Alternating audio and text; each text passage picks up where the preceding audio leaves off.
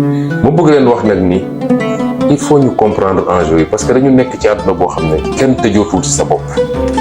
kenn moomatul sa bopp yow donc waaw ñun africains yi lan lañu ci loolu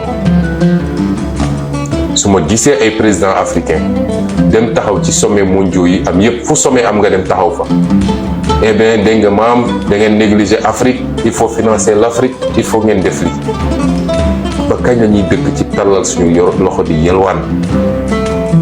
Chine yelwaanul Allemagne yelwaanul France yelwaanul Amérique yelwaanul Asie bee nga gis yelwaanul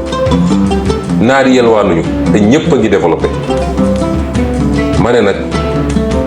tey dafa jot ñun ñu xam suñu bopp te loolu mooy suñu combat ñun bugguma ngeen réere ko mbir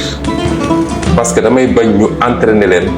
Sénégal mooy réew moo xam ne semaine bu nekk ñu créé benn actualité bu amul benn njëriñ nit ñi topp ci suba ak ngoon di wax ci loo xam ne mënul yóbbu réew mi fenn